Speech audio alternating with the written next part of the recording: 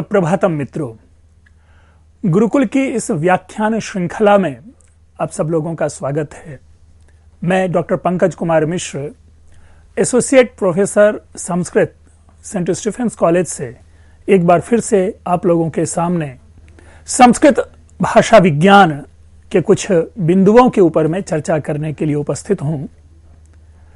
हमारा एक क्रम चल रहा है प्रारंभ से ही, जिसमें हमने इंडो यूरोपियन लैंग्वेजेस, जो भारोपीय भाषा परिवार जिसे हम कहते हैं, उनके भाषाओं के वर्गीकरण पर चर्चा कर रहे हैं अभी।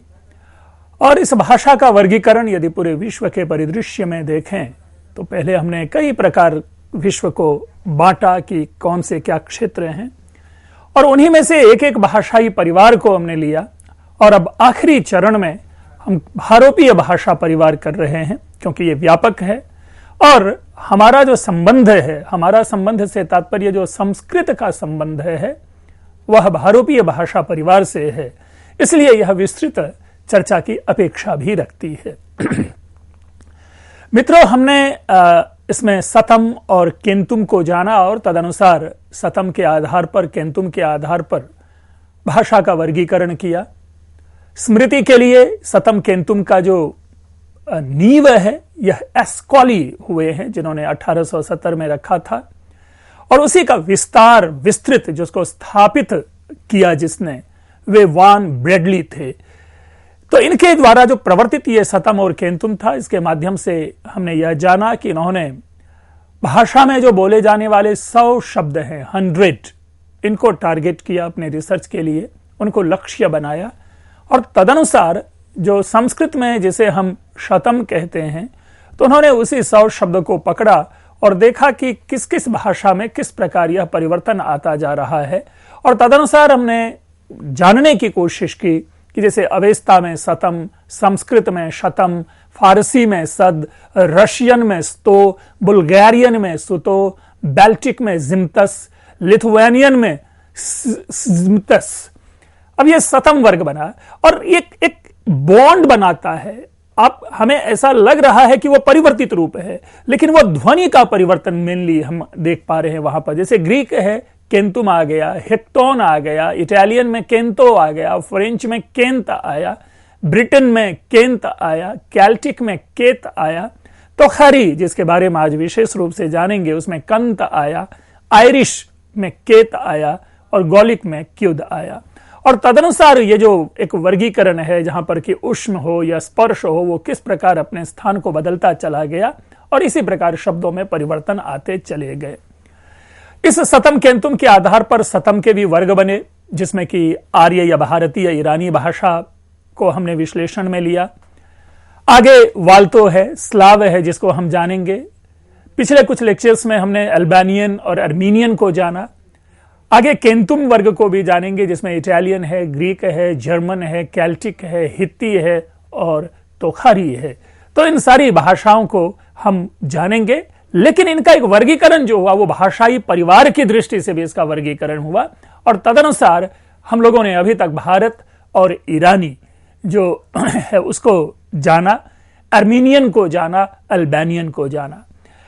इसके साथ ही हमारे पास जो बचे रहते हैं वो है वाल्तो स्लाव, जिसे लेत्ती स्लावी भी कहा जाता है। इसका नाम आपको लेत्तिश भी मिलेगा। ग्रीक है, इटालियन है, केल्टिक है, जर्मन है, तोखारी है और हित्ती है। यानी इस वर्ग में भी कई उपभाषाएं आएंगी, विभाषाएं आएंगी। इन भाषाओं का भी वर्गीकरण अलग अलग होगा। मित्रों, एक चीज आप ध्यान रखेंगे, हमने कभी संस्कृत भाषा को लेकर के वर्गीकरण नहीं किया कि नॉर्थ इंडियन संस्कृत और साउथ इंडियन संस्कृत। यही इस भाषा के संस्कृतत्व का परिणाम है। अर्थात विश्व में किसी भी जगह आप चले जाएं, संस्कृत की मौलिकता में आज तक कोई परिवर्तन नहीं हुआ। लेकिन जब हम आप जानेंगे यहां पर, तो जर्मन में भी होता है कि आपको पश्चिमी जर्मन होगा तो पूर्वी जर्मन होगा, या इसी तरह हित्ती में होगा। उन्हीं में से वर्गीकरण होता चला गया। यहां तक कि आधुनिक भाषा हिंदी का भी हम वर्गीकरण पाते हैं कि यह हिंदी तो वो हिंदी, यहां की हिंदी तो वहां की हिंदी। लेकिन संस्कृत एकमात्र, हम जिसे कहते हैं शुचि भाषा, पवित्र भाषा, जिसमें किसी भी प्रकार का स्वरूपात्मक परिवर्तन नहीं देखते हैं, इसीलिए संस्कृत संस्कृत है। मित्रों, जैसा कि हमने कहा कि हमने जो आर्मीनियन शाखा है वहां तक जाना था, उस आर्मीनियन शाखा के लिए मैंने एक विशेष बात आपके सामने रखी थी और उसको हिस्टोरिकली भी आपके सामने रखा। इनके कुछ जो शब्द इन्होंने कहां से बोरो किया है इसकी भी हमने चर्चा की। इनका जो एक आधुनिक रूप प्राप्त हमें होता है इस्तांबुल, इसकी भी चर्चा की, जो कहां बोली जाती है। या कुस्तुनतुनिया और ब्लैक सी वाले जो एरिया है उसमें ये इस्तांबुल भाषा बोली जाती है और इस भाषा का प्रयोग आज भी पौरोहित्य में किया जाता है। अब आगे इसके बाद से हम अपनी चर्चा प्रारंभ करते हैं और वह है वाल्तो एंड स्लाव। इसी को लेत्ती स्लावी भी, जिसका पहले मैंने नाम लिया, लेत्तिश नाम भी इसके लिए आता है। मित्रों, ये सतम वर्ग की एक महत्वपूर्ण शाखा मानी जाती है। यानी जब हमने सतम का वर्गीकरण किया था तो उसमें इसकी चर्चा थी। इस भाषा की दो प्रमुख उपभाषाएं प्राप्त होती हैं, जिसे बाल्टिक, वाल्टिक या स्लेवनिक। प्रोनाउंसिएशन है, इंग्लिश के वर्ड होते हैं, इसीलिए इनके प्रोनाउंसिएशन में भिन्नता आ सकती है। कोई इसे बाल्टिक कहता है, कोई इसे बाल्टिक कहता है, कोई स्लावनिक कहता है, कोई स्लेवनिक कहता है। उसमें ना जाकर के मूल प्रकृति पर हम लोग चर्चा करेंगे कि बाल्टिक का प्राचीन साहित्य हमें प्राप्त नहीं होता। इसका यह मतलब है कि अगर प्राचीन साहित्य प्राप्त नहीं होता तो भले ही बोलचाल की भाषा ये रही हो, लेकिन इसमें बौद्धिक प्रक्रियाएं बहुत कम थी। इसके बाद इनकी तीन, जो बाल्टिक जिसकी चर्चा भी हम लोग कर रहे हैं, इसके तीन विभाग देखे जाते हैं, लिथुआनियन, लेत्तिश और प्रशियन। लिथुआनियन जो है ये विशिष्ट भाषा के रूप में जानी जाती है। जो प्राचीन भारोपीय प्रकृति है, जो प्राचीन भारोपीय भाषा की जो प्रकृति है, वह प्रकृति इसमें सर्वाधिक हम सुरक्षित पाते हैं। अब यहां पर ही प्रश्न उत्पन्न होता है कि ये प्राचीन भारोपीय भाषा की प्रकृति क्या है। तो इसकी चर्चा हम आखिर में करेंगे, जब सारे वर्गों का विश्लेषण कर लेंगे तो एक जिस्ट के एक विशेषता के रूप में उस प्रकृति को भी हम आपके सामने प्रस्तुत करेंगे। इसमें द्विवचन के भी चिन्ह प्राप्त होते हैं। जब हमने कहा भारोपीय प्रकृति, तो इसका एक यह भी अर्थ ग्रहण करना चाहिए कि संस्कृत से कहीं ना कहीं ये अपना नैकट्य बता रहा हो। संस्कृत से नैकट्य का तात्पर्य यह नहीं कि संस्कृत की धातुएं, संस्कृत के शब्द नहीं, संस्कृत भाषा की जो व्याकरण की प्रकृति है वो, जैसे द्विवचन के चिन्ह। मित्रों, जनरली जो द्विवचन है, जो डुअल है, वो प्रायशः अन्य भाषाओं में नहीं देखी जाती है। यहां तक कि हिंदी में भी आप एक वचन और बहुवचन देखते हैं, दो द्विवचन नहीं देखते हैं। और कहा ही जाता है कि एक से अधिक जो है संख्या वो बहुवचन है। लेकिन संस्कृत में हम लोगों ने देखा है कि एक वचन है, द्विवचन है, बहुवचन है। तो इसी प्रकृति को हम लिथुआनियन में भी पाते हैं, क्योंकि वहां पर द्विवचन के भी चिन्ह हमें प्राप्त होते हैं। संस्कृत की तरह इसमें विभक्तियां भी हैं। अब संस्कृत की तरह विभक्तियों से तात्पर्य क्या है कि जिस प्रकार संस्कृत में 7 विभक्तियां मानी जाती है, उसी प्रकार 7 विभक्तियां तो नहीं, लेकिन इसमें भी 6 विभक्तियां पाई जाती है लिथुआनियन में।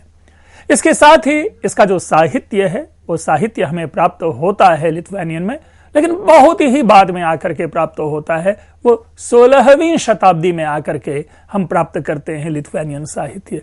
अब इसी से हम अंदाजा लगा सकते हैं, अगर इसके साथ संस्कृत को लेकर के चलें तो एक और जहां संस्कृत भाषा साहित्यिक दृष्टि से अपने निम्न स्तर को प्राप्त हो रहा था, पतनाभिमुख था, साहित्यिक दृष्टि से मैं कर रहा हूं, भाषाई दृष्टि से नहीं, अर्थात जहां साहित्य लेखन में वो प्रौढ़ता विलुप्त हो रही थी, जिस प्रौढ़ता का आदर्श प्रस्तुत किया था कालिदास, बाणभट्ट आदि लोगों ने, वो हम 17वीं शताब्दी के बाद से 16वीं शताब्दी तक आते आते हम शिथिल रूप देखते हैं। लेकिन वहां हम दूसरी ओर लिथुआनियन में हम उसका उदय काल देखते हैं। अर्थात आप इसके आधार पर भी हम अनुमान कर सकते हैं कि संस्कृत कितनी प्राचीन भाषा रही होगी। इसके बाद इसी का की जो दूसरी उपभाषा जिसकी चर्चा की, उसमें स्लावनिक है। इसका प्राचीनतम रूप जो बुल्गेरियन है, बुल्गारिया आप लोग सभी जानते होंगे, उनकी भाषा में देखी जाती है। स्लावनिक परिवार की जो स्लावनिक जो उपभाषा है वाल्तो स्लाव का, उसी में से इनकी भी कई उपभाषाएं हैं। प्राचीन बुल्गेरियन है, प्राचीन चर्च स्लावनिक है, रशियन, पॉलिश, रशियन जो रशिया है, पॉलिश यानी पोलैंड देश में बोली जाने वाली, चेक, चेकोस्लोवाकिया, सर्ब यानी सर्बिया, क्रोएशिया, अगर आप यूरोपियन मैप पे अपने को ले जाएं तो ये सारे आपको प्रचलित नाम मिलेंगे, जिसमें बुल्गारिया है, पोलैंड है, रशिया है, जिसे हम लोग रूस कहते हैं, चेक, आप चेक सभी जानते थे कि एक चेकोस्लोवाकिया पहले हुआ करता था, उस वही दो भाग में बंटते हैं और चेक गणराज्य कहलाता है और स्लोवाकिया कहलाता है। तो यहां पर फिर सर्बिया है और क्रोएशिया भी आप लोग जानते ही हैं। तो यहां की जो भाषा है, ये भाषा इसी वर्ग की, इस उपभाषा की विभाषा है, स्लावनिक की। प्राचीन जो चर्च स्लाव भाषा इसकी जो निकल कर आती है, इसका जो काल है, ड्यूरेशन है, ये 9वीं से 12वीं शताब्दी तक का साहित्य इसमें हमें प्राप्त होता है। प्राचीन स्लाव जो है, जो चर्च की जो स्लावनिक है, उसमें 9th सेंचुरी से 12th सेंचुरी एडी तक का लिटरेचर प्राप्त होता है। क्या मतलब हुआ यहां पर? इससे ऐसा प्रतीत होता है कि 12th सेंचुरी के बाद यह भाषा अपना या तो रूप परिवर्तित करने लगी होगी और या नहीं तो यह भाषा विलुप्त हो रही होगी। संस्कृत के समान ही यह भी श्लिष्ट योगात्मक है या विभक्ति प्रधान है, और हम लोगों ने श्लिष्ट योगात्मक के ऊपर में बड़ी ही बखूबी चर्चा की है कि यह श्लिष्ट योगात्मक क्या है। मित्रों, ऐसे जो कुछ पारिभाषिक शब्दावली होते हैं, इन पारिभाषिक शब्दावलियों की हमें सूची अवश्य ही बना लेनी चाहिए, क्योंकि कहीं भी किसी भी जगह शॉर्ट नोट्स होते हैं, इंटरव्यूज होते हैं, आपके एग्जामिनेशन होते हैं, मल्टीपल चॉइस जो जहां पूछे जाते हैं, तो उसमें ये सारे प्रश्न पूछे जाते हैं कि श्लिष्ट योगात्मक क्या है। तो ऐसे जो टेक्निकल टर्म है, इनकी सूची आप जरूर बनाएं। और यह विभक्ति प्रधान है। मित्रों देखिए, यही सारी कुछ समानता है भाषाओं की, जिसके कारण इनको बहुरूपीय भाषा परिवार में रखा गया। संस्कृत भी श्लिष्ट योगात्मक है, संस्कृत भी विभक्ति प्रधान है। स्लावनिक भी श्लिष्ट योगात्मक है, स्लावनिक भी विभक्ति प्रधान है। तो एक दोनों में सिमिलैरिटी होने के नाते इसे एक ग्रुप की भाषा मान ली गई। शब्द एवं धातु रूपों की रचना भी संस्कृत के ही समान है। अब संस्कृत के समान का मतलब यह नहीं हुआ कि राम का रामस्य होता है और बालक का षष्ठी बहुवचन बालका नाम होता है, तो वहां पर भी बालक का रूप जो होगा बालका नाम होगा और रामस्य होगा, ऐसा नहीं। उनकी अपनी विभक्ति है, उनके अपने व्याकरण होंगे, उन व्याकरण के अनुसार विभक्ति होगी और तदनुसार उस चीज को, ये उस प्रकृति को अपनी भाषा में लेकर के चलते हैं। तो ये हमने देखा कि वाल्तो स्लाव जो भाषा परिवार है, इसमें जो जो भाषाएं थी उनकी विशेषता को हमने जाना, लिथुआनियन आदि की भाषा को भी हमने जाना और हमने स्लावनिक को जाना। मित्रों, इसके बाद जो सर्वाधिक प्रमुख भाषा आती है ग्रीक। शुरू से ही जब भी आप भाषा विज्ञान में प्रवेश करते हैं या जब भी कभी आप भाषाई चिंतन में अपने को ले जाते हैं, तो न चाहते हुए भी 3 भाषा सदैव आपकी बुद्धि में उत्पन्न होती है जानने के लिए, वो है संस्कृत, ग्रीक और लैटिन। ये जो तीनों भाषा है, संस्कृत, ग्रीक और लैटिन, तो संस्कृत तो हम उस वर्ग से बिलोंग करते हैं, इसलिए अपने को संस्कृत से नजदीक पाते हैं। लेकिन ग्रीक ने भी पूरे यूरोपीय कह सकते हैं, जो भारतेतर, जो भारतीय उपमहाद्वीप से जो भिन्न के जो प्रदेश है, उन प्रदेशों में आप पाएंगे कि ग्रीक का भी प्रभाव देखा गया है। लेकिन ये संस्कृत की तरह सतम वर्ग की नहीं, बल्कि ये केंतुम वर्ग की शाखा है और केंतुम वर्ग की भाषा है और केंतुम की ये सर्वाधिक विशिष्ट भाषा है, मूल भाषा कह सकते हैं। संस्कृत के बाद के साहित्य इसी में उपलब्ध होते हैं। अर्थात अगर संस्कृत का साहित्य, अगर हम ऋग्वेद को, कई दृष्टि है, अगर ऋग्वेद को हम 2500 बीसी माने, 3000 बीसी माने, तो उसके बाद का जो साहित्य है वह हमें ग्रीक में ही मिलता है। और आप लोग सभी जानते हैं, होमर का नाम सुना होगा, जिसकी रचना है इलियड एंड ओडिसी। तो उस होमर का जो ये साहित्य है, यद्यपि मित्रों हमने 850 बीसी दिया है, लेकिन ये 850 बीसी लिखा ही है इसलिए कि मैं इसके काल के ऊपर में कुछ टिप्पणी कर सकूं। वस्तुतः कई लोग इसे 1000 बीसी कहते, कोई 850 बीसी कहते, कोई 600 बीसी कहते और कई इसे 2nd सेंचुरी बीसी भी कहते हैं। अब प्रश्न यहां पर यह है कि इसका टाइम क्या हो, इसके लिए वाद विवाद अवश्य होने चाहिए, शास्त्रार्थ होने चाहिए, शोध होने चाहिए। लेकिन एक आधारभूत जो है, जिसको लेकर के आजकल डिबेट चलता है, आप ट्विटर हैंडल पे भी जाकर के देखें, कई लोग ट्वीट कर करके भी, खास करके जो विपरीत मानसिकता के लोग हैं, वो आजकल ऐसा कह रहे हैं कि इस होमर के साहित्य को पढ़ करके महाभारत की रचना हुई। दुखद, सैड ऐसे कहने वालों के लिए। लेकिन हां, इसमें हमें जानना है कि अगर देखिए महाभारत का युद्ध, यदि हम वेस्टर्न थॉट लें, अगर हम भारतेतर सिद्धांत को ही आधार बनाएं, तो वो भी कहते हैं कि 950 बीसी में महाभारत का युद्ध हो चुका था।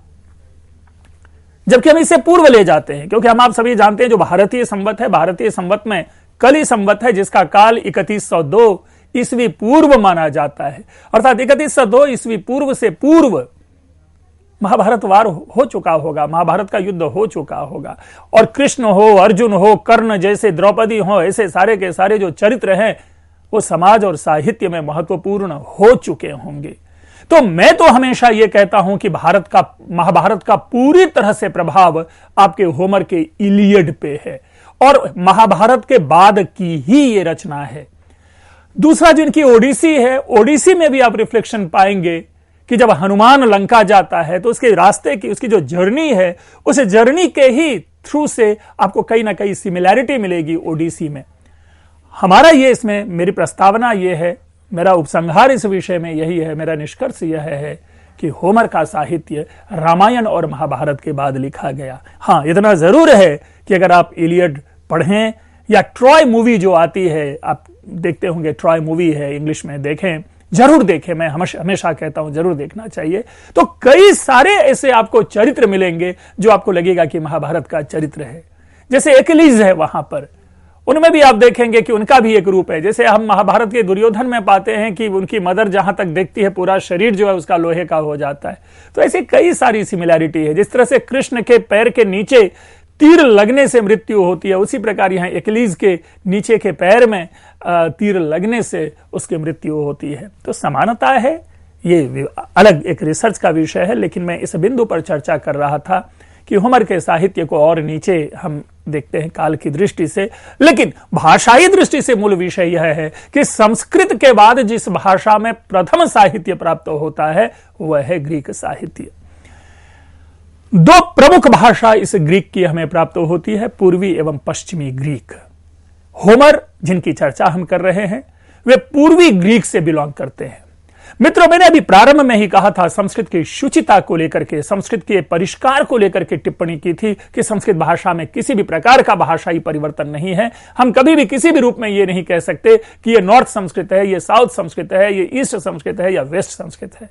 लेकिन आप देखेंगे कि भाषाई परिवर्तन के कारण ग्रीक भाषा के भी दो रूप प्राप्त होते हैं, अर्थात ग्रीक भाषा अपनी कॉन्टिन्यूटी, अपनी प्रकृति में अपने को परिवर्तन शीघ्रता से ही ले आती है, और तदनुसार पूर्वी एवं पश्चिमी ग्रीक के ये दो विभाजन पाते हैं। आधुनिक ग्रीक का विकास पूर्वी ग्रीक से है। जिस पूर्वी ग्रीक के कवि जिसकी चर्चा हमने की, लेखक की चर्चा की, होमर, वो आधुनिक ग्रीक का विकास इसी से हुआ है, पूर्वी ग्रीक से। पश्चिमी ग्रीक की कुछ प्रमुख बोली है, जिस प्रमुख बोली में डोरिक ये नाम आप पाएंगे। मित्रों, कभी कभी इसका उच्चारण डोरिया भी किया जाता है, और मैं पुनः कहा कि उच्चारण एक अलग विषय है, लेकिन हमें जो समीचीन लगा है वो आपके सामने प्रोनाउंसिएशन लेके आया हूं, DORIC है, तो मैंने इसको डोरिक ये नाम लिया है। स्वरों, देखिए एक चीज और देखेंगे मित्रों कि संस्कृत में जो दो मूल वर्ण है, स्वर और व्यंजन, संस्कृत की प्रवृत्ति व्यंजन वर्ण के सर्वाधिक संरक्षण की ओर रही है। ग्रीक में ऐसा देखा जाता है कि स्वरों का सर्वाधिक संरक्षण इसी ग्रीक भाषा में है। तो यहां पर भी एक हम देखते हैं ग्रीक और संस्कृत में एक भेद अगर बात की जाए तो यह है, लेकिन संस्कृत के समान ही इसमें 3 लिंग होते हैं, पुल्लिंग, स्त्रीलिंग, नपुंसक लिंग, क्लीवलिंग भी कहते हैं, लेकिन वचन यहां पर 2 ही हैं। और मैंने कहा कि यह संस्कृत का एक यूनिकनेस है, यह उनकी विभक्ति, उनके वचन का एक जो कहते श्लिष्ट योगात्मकता है जो हमें द्विवचन रूप प्रदान करता है। और वो इस कारण से कि संस्कृत ही एकमात्र ऐसी भाषा है जिनमें शब्दों के माध्यम से अणुतम और महान से महत्तम तक की सृष्टि की जा सकती है, उनकी बातें की जा सकती है। मैंने कभी उदाहरण में दिया होगा कि अगर आप किसी अन्य भाषा में जाएं तो कमल की जितनी वैरायटी है उस वैरायटी को प्रस्तुत करने का सामर्थ्य नहीं है, प्रस्तुत करने की क्षमता नहीं है। दूसरे शब्दों में लाल कमल हो या नील कमल हो या रक्त कमल हो या कृष्ण कमल हो, अलग अलग रंगों के जो कमल है, सफेद श्वेत कमल हो, उनको अभिव्यक्त करने के लिए हमें एडजेक्टिव लगाने पड़ते हैं, lotus, white lotus, blue lotus etcetera. Red lotus, pink lotus, लेकिन संस्कृत में हर ऐसे के लिए एक एक अलग शब्द मिलेगा, चाहे वो पुंडरीक हो, चाहे वो पंकज हो, चाहे वो इंदिवर हो, चाहे कुवलय हो। ये जो सारे शब्द हैं कमल के पर्यायवाची, वो किसी न किसी कमल के विशिष्ट प्रकृति को दर्शाती है। और यही सूक्ष्मता जो है हमारे यहां द्विवचन का रूप लेकर के आता है, ताकि विश्लेषण में किसी भी प्रकार की न्यूनता न रहे। अस्तु, इसके बाद इटालियन है। ये नोन लैंग्वेज है, आज भी इटली है जहां पर हम आप इटालियन की चर्चा करते हैं। संस्कृत एवं ग्रीक की तरह यह भी महत्वपूर्ण है। इटालियन का जो प्राचीनतम साहित्य है वो 2000 बीसी का हमें प्राप्त होता है, 200 बीसी का प्राप्त होता है, क्षमा करेंगे, not 2000 BC, it is 200 BC. तो एंशिएंट लिटरेचर, और वो जो है ये इटालियन का जो मूल है या उस एंशिएंट लिटरेचर का जो मूल है वो लैटिन में सुरक्षित है। फ्रेंच, स्पेनिश, इटालियन, रोमानियन जो रोमानिया का है, पोर्चुगीज आदि का जो विकास है वो इसी मूल इटालियन से कह लें या मूल लैटिन से कह लें, ये हम यहां पाते हैं। इन भाषाओं को रोमांस भाषा भी कहते हैं। ये अलग विषय है, केवल एक सूचना है इसलिए ये मैंने कहा, लेकिन इन्हीं भाषाओं से ये सारी भाषा, इसी भाषा से ये सारी भाषा निकली है। लैटिन अभी भी रोमन कैथोलिक संप्रदाय की धर्म भाषा है। क्या मतलब हुआ? जैसे इटालियन का मूल क्या है? इटालियन का मूल लैटिन है। क्लियर है? नो, कोई इसमें विभेद नहीं होना चाहिए। जिस प्रकार हमने ग्रीक को देखा उसी प्रकार लैटिन है, और लैटिन से निकलने वाली भाषा है जो उसका जो डोमिनेटिंग लैंग्वेज है वो इटालियन है, और उसी लैटिन से अन्य भाषा निकली, French, Spanish, Italian, Romanian, Portuguese etcetera. एक और सूचना जो दी हमने, जिस प्रकार हमने लिथुआनियन या अन्य भाषा के बारे में चर्चा की थी, अर्मीनियन की चर्चा की थी, अल्बानियन की चर्चा की थी, पौरोहित्य भाषा की चर्चा की थी, जो स्तंबुल है उसी में आज पौरोहित्य कर्म होते हैं उस भाषाई समुदाय के लोगों का। उसी प्रकार जो रोमन कैथोलिक जो क्रिश्चियनिटी का एक भेद है, वर्ग है, उसकी जो धर्म भाषा है वो लैटिन ही मानी जाती है। मित्रों, एक चीज हमें स्पष्ट ध्यान में रख के चलना चाहिए कि संस्कृत कभी किसी धर्म की भाषा नहीं रही है। यदि यह धर्म की भाषा रहती तो सर्वे भवन्तु सुखिनः का कॉन्सेप्ट नहीं आता। उस समाज में, जिस समाज में संस्कृत भाषा बोली जाती थी, उस काल में, जिस काल में संस्कृत भाषा बोली जाती थी, सारे वर्गों की यह भाषा होती थी। लेकिन जिस प्रकार हर वर्ग की उपभाषा होती थी, उसी प्रकार संस्कृत की भी उपभाषा थी। तो सुदूरवर्ती प्रदेश में जो बोलने वाले होते होंगे वो उन उपभाषा को बोलते होंगे, लेकिन मूल ऐसा कभी नहीं रहा कि अमुक भाषा किसी अन्य वर्ग की भाषा है, जैसा कि आरोप लगाया जाता है नाटकीय संदर्भ में संस्कृत के ऊपर। अस्तु, ये जो लैटिन है, उस लैटिन का जो फ्रेंच और इटालियन का जो साहित्य है काफी समृद्ध रहा है, और आप लोग सभी जानते हैं कि फ्रेंच लैंग्वेज, इटालियन लैंग्वेज में प्रचुर साहित्य लिखे जा रहे हैं, प्रचुर साहित्यकार हुए हैं, एक से एक सुंदर ऑथर हुए हैं। कई को कई प्रकार से, चाहे विश्व स्तर पे हो, अंतर्राष्ट्रीय स्तर पे हो, या किसी विशिष्ट स्तर पे हो, आपने ऐसे सारे ऑथर्स का नाम अवश्य ही सुना होगा। दांते एंड ऑल, जो डिवाइन कॉमेडी एंड ऑल है, इन सारे लोगों का नाम आपने सुना है। इसके बाद हमारे लिए जो मूल भाषा है वो निकल कर आती है केल्टिक। यह भी केंतुम वर्ग की भाषा है। मित्रों, ये केल्टिक की स्पेलिंग को लेकर के भी कई प्रकार की चर्चा है, वो चर्चा उसमें ना उलझें, लेकिन केंतुम वर्ग की भाषा है। सतम वर्ग की भाषा, केंतुम वर्ग की भाषा। इस भाषा की भी 3 प्रमुख उपभाषा है। एक है गेलिक, गालिश एवं ब्रिटेनिक। गालिश जो कि 6th सेंचुरी एडी की भाषा है। इस भाषा में कह सकते हैं हम कि यह भाषा अब उपलब्ध नहीं है। यह भाषा शिलालेख मात्र पर उपलब्ध थी।